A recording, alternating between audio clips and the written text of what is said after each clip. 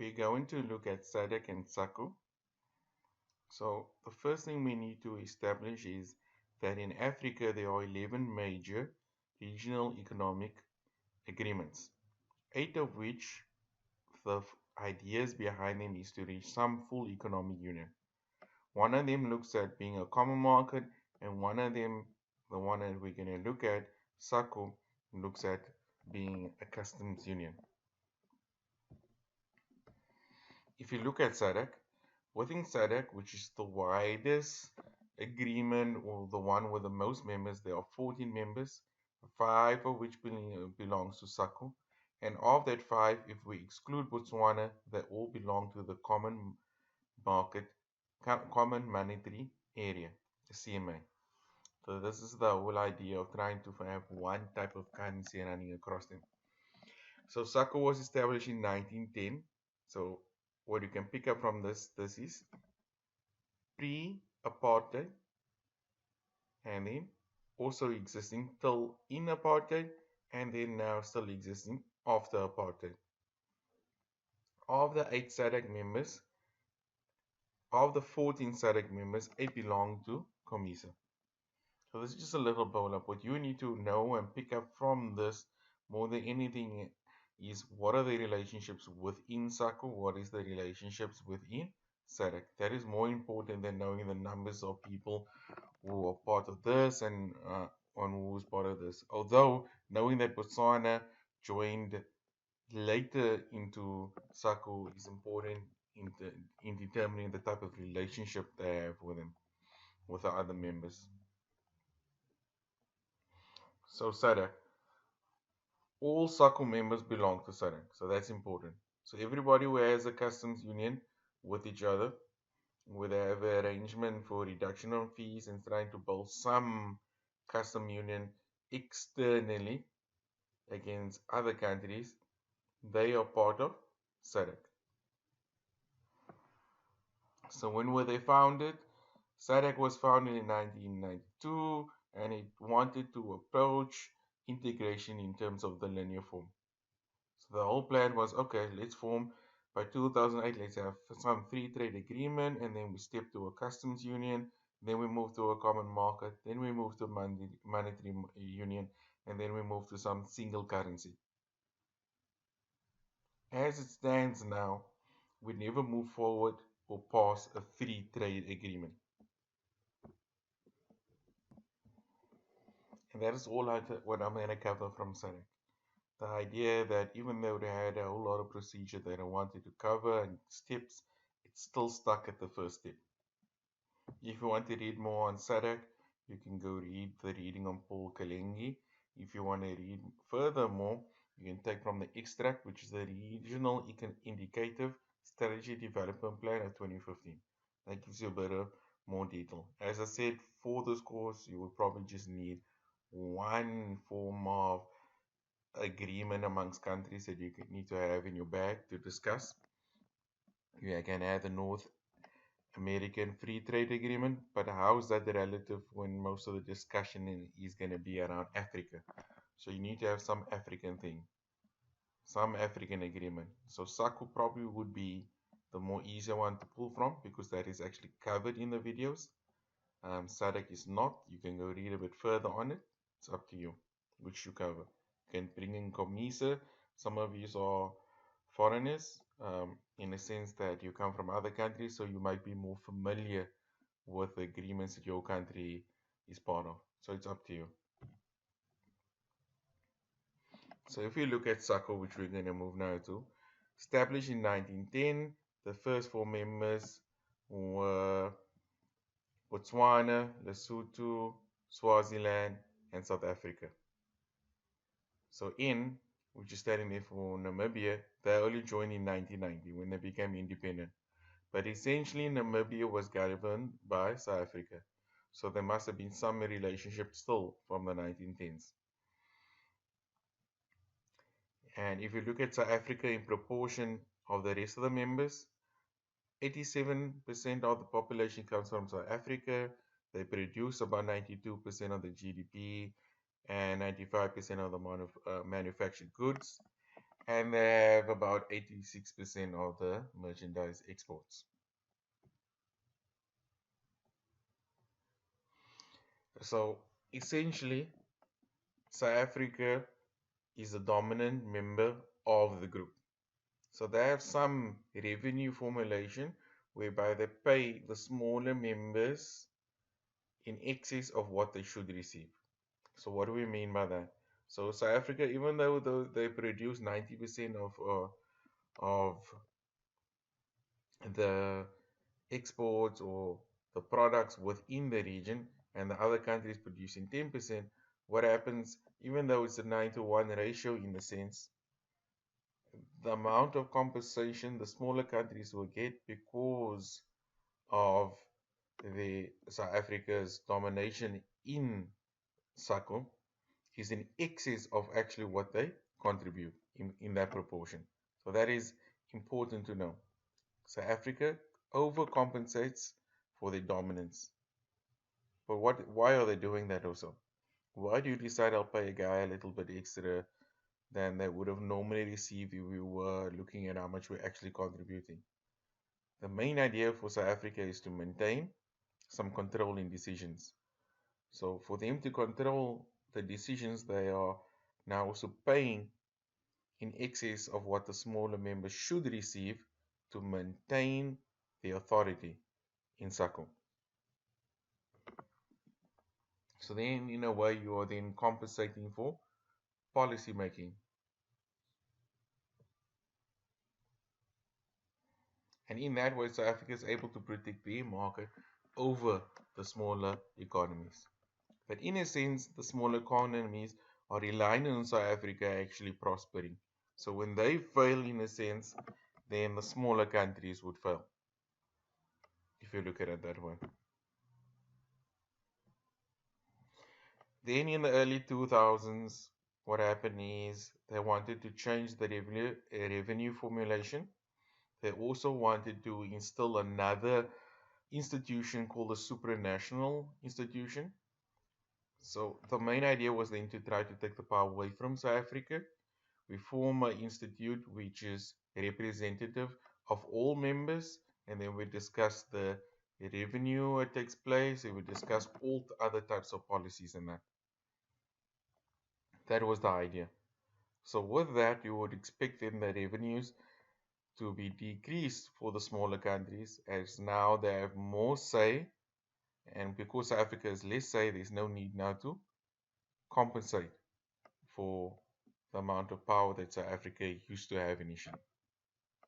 So that was the idea. Did it ever occur? So this is the problem, right? It never ever really occurred. South Africa still somehow had some say in terms of the policy making and still overcompensated the other members for their lack of sovereignty.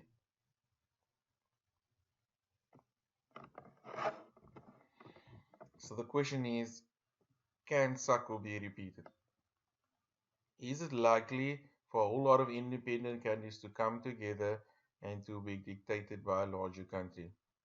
So a lot of what you see is maybe because of apartheid and the dominance of the European countries under colonialization, what you could have seen is that because they brought these 5-6 countries together, made South Africa the main country uh, in controlling what was happening in the region. So basically, based on that is, even though these smaller countries wanted to have some type of say, they were all under the same ruling entity under colonialism, under the same ruling entity under under apartheid, because South Africa still had say up till the 1960s for most of these countries. Now, changing or trying to recreate the same type of scenario probably is a lot got to do with the type of historical stuff that occurred in the country. If you were to take any 5 random countries now and tell them, okay, let's combine with each other, and the bigger country will have the bigger say, you'll probably find they will say no. So SACU being repeated is very unlikely because a lot of how it came about has got to do with the historical way it was formed.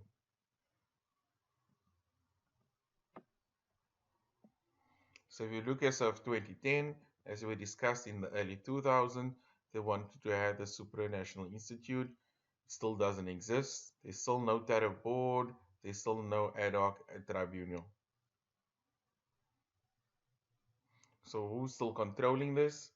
So ITAC is controlling this, which is the National Trade Commission of South Africa.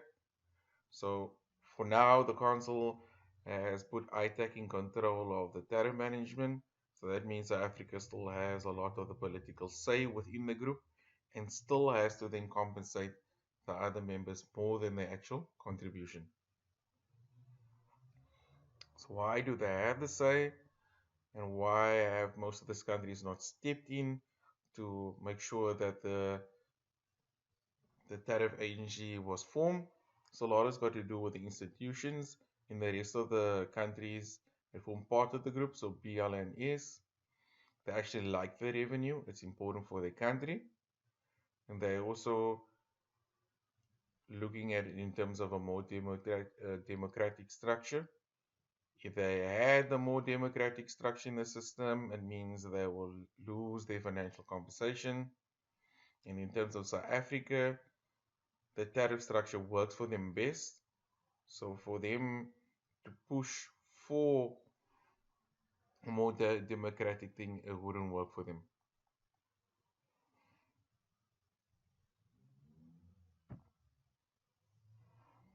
If you look at the CMA in SACU, which is the common monetary thing that we discussed earlier,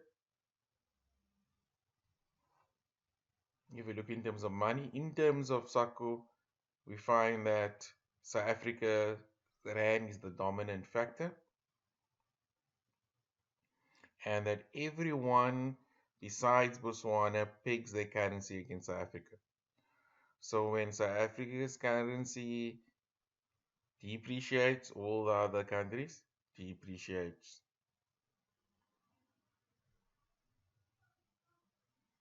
So if you look in terms of South Africa and the other currencies, only at the borders of these currencies, only in the border of these countries are the currencies of LNS being accepted. And if you look at the stability of LNS, you find that a lot of it is dependent on the macroeconomic policy of South Africa. So South Africa's policy filters a lot through to these other countries. You look at Botswana, so they are not part of the CMA, so they are the one that is removed himself from there in 1976. But what you find strangely enough is that 70% of their imports are from South Africa. So a lot of what moves in the country in terms of the currency has got to do with imports. So that means in a sense that because of this high import ratio, that the currency is very much influenced by the rand.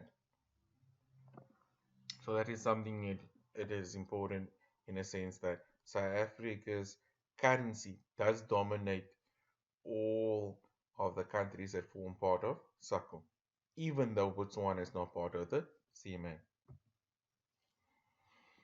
So then we have something called the tripartite effort. The whole idea was to combine COMESA, SADC, and the EAC.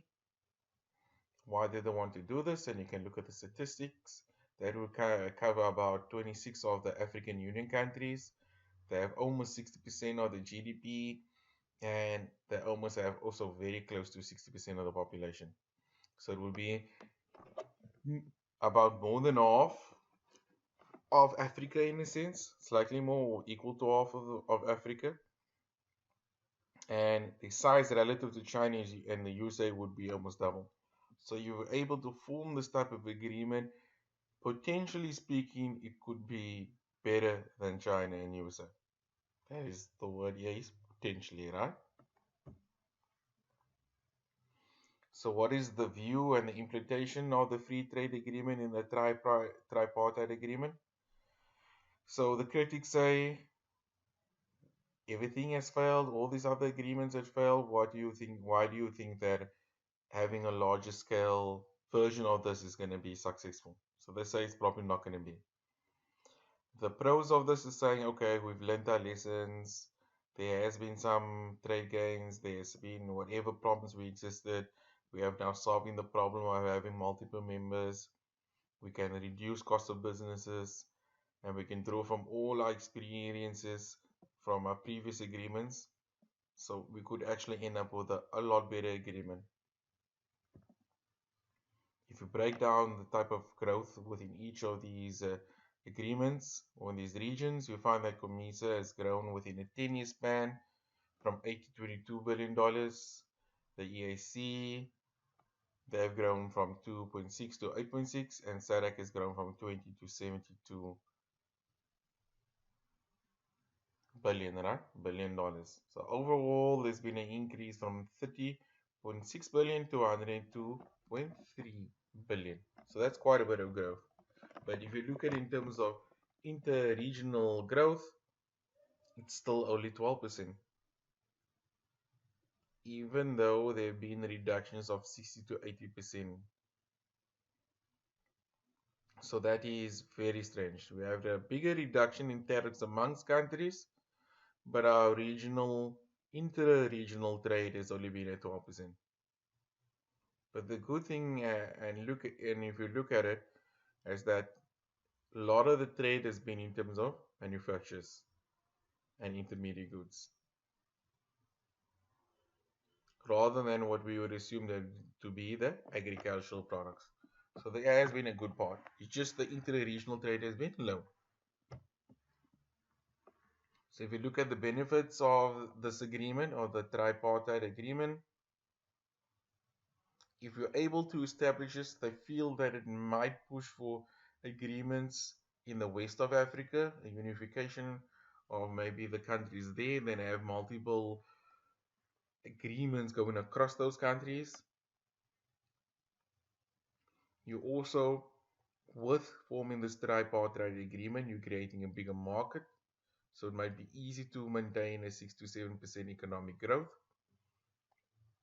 And they hypothesize that it's potentially $29 trillion that this tripartite agreement can get by 2050, which is effectively the size of the European Union and the USA combined, if everything goes well. They also say, okay, we can help with the poverty alleviation with this. We can also use this agreement to create stimulus for investment in South Africa's cross-border infrastructure.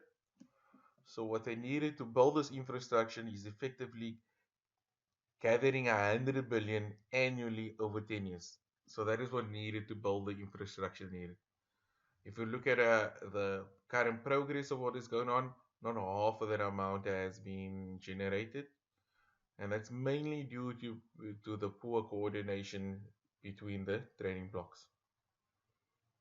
But in essence, that through this investment and that we can potentially create the infrastructure which could lead to jobs,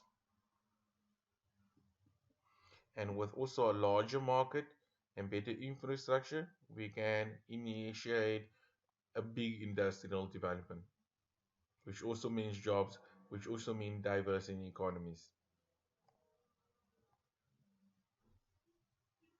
And with a larger market also, can also stimulate trade in services. So we're just not looking at production, we're looking at services. But we probably need to ensure that the financial sector is well developed so it can help with maybe the loans or the investment needed for the industrialization. Also, with larger markets, that means there's no restriction to primary goods anymore. Or in essence, what I mean here is that primary goods is not the only good being marketed in these larger markets, that we rather now expand to other type of goods than stay within primary goods. Also, with a larger market, and if the coordination is good, there might be new and better policies, better things related to human resources.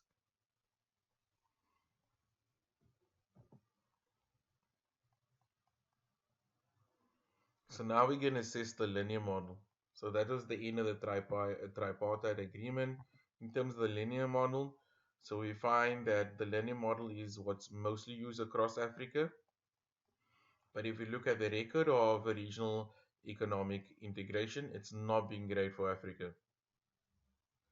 And what this agreement looks at is that it doesn't really address what are the main problems within these blocks and within these regions.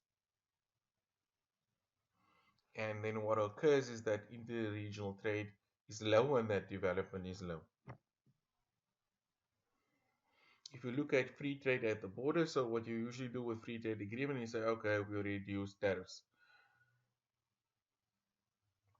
But does the reducing the tariffs actually help to facilitate the free movement of goods across the borders?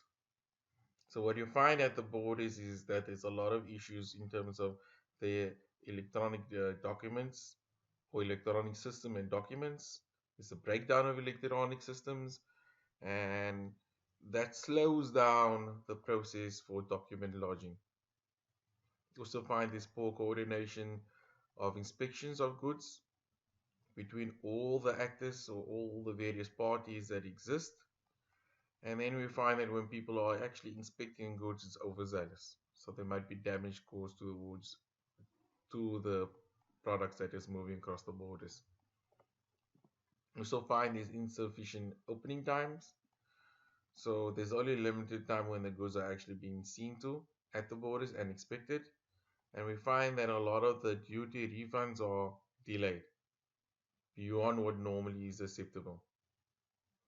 Now, if you look at all these issues and you are a landlocked country and you have to go through multiple borders, you're going to land up with a long process with a lot of issues. And then what you find is that your costs of moving across these countries are going to increase quite a bit.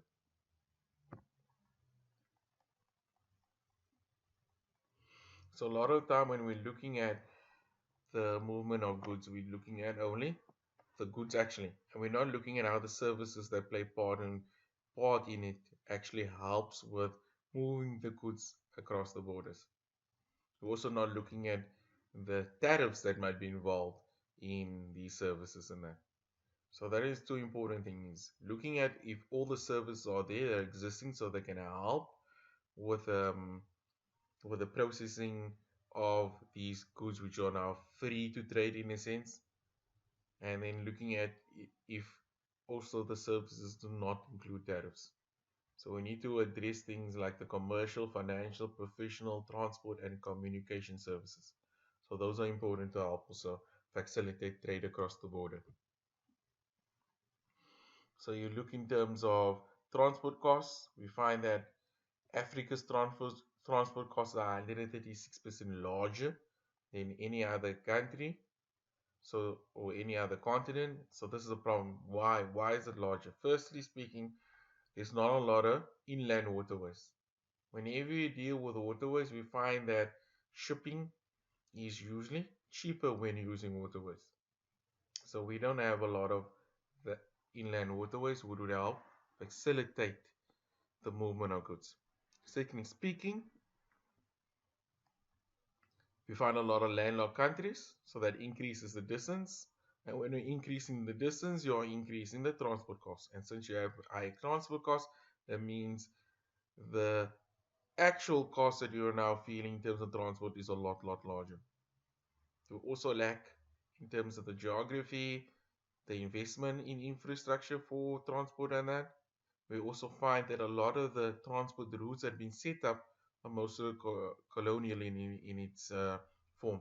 So when these colonies existed here, their whole idea was when we make production and we want to trade our goods, we want to get those goods as far out of Africa rather than across Africa. So these countries just took our goods, moved them to their countries or to wherever they wanted to sell their things, or stole our resources in a sense, raw materials, and moved it outside a country as fast as possible. So transport systems weren't designed to move things across Africa. They were designed to move things outside Africa quite fast. So what do we need to look at is how many documents you need across the to move across these border barriers. So those is the things we need to address. A lot of documents means a lot more time wasted there. And we also have to address issues as why container moving stuff are very expensive. So the cost per container is incredibly expensive in sub-Saharan Africa. So those are issues we need to look at when we look in terms of non-border barriers. So what you find with Africa is not the type of agreement we're going for where we're trying to start a free trade agreement. It's looking at a lot of issues that we've now discussed. So also we find that we also, in terms of Africa, we lack the skills and the capital to establish sophisticated modern communication systems. We also have very small business communities. We don't have large business communities. A larger business community means there are usually more information regarding businesses being published and spread around, so that gives us a better decision making when we have more information. But when you have small business communities, it means there's a lack of business information and therefore less informed decision making. If we look at our telephone costs in general, and we can even bring in internet costs here, it's high generally in Africa. So this all adds to increasing the cost in Africa. So we need to take all these issues into consideration when forming our agreements. So we need to look at this first from a national level. So within your country, first, and look at well, how much of this we can actually handle before jumping into a regional economic agreement. So then you have to consider also the progression or deeper integration cannot be undertaken by poor economies. So maybe they need some assistance,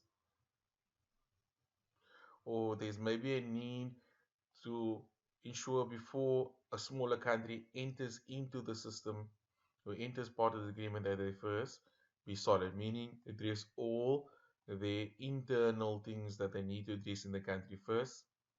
You also have to have stronger policy, stronger governance and institutions. So there's no use we say, okay, this is what we're going to do, but there's no method or policy or something in place to ensure that whatever we agreed upon gets done by the time it should be. And then you also in terms of a country, we need to address capacity. Can we actually produce that goods and services which our resources could allow us to? And then we also need to address things as transport costs within that capacity to produce goods and services. Because we're going to have expanded market all these countries combining.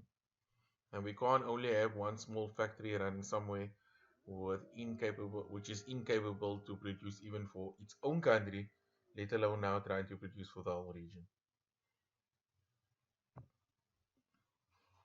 So in terms of Africa and in terms of regional economic integration, we need to first look at this having sound macro and micro policy, having better governance, having institutional capabilities developed, and so on and so on.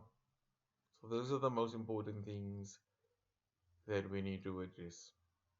We're not saying regional economic integration is bad, it's just been bad for Africa, and it's not because of these type of agreements, it's because of the underlying issues that existed in these countries prior to them undertaking these agreements. So what we find with the European Union, a lot of these countries were already very well developed.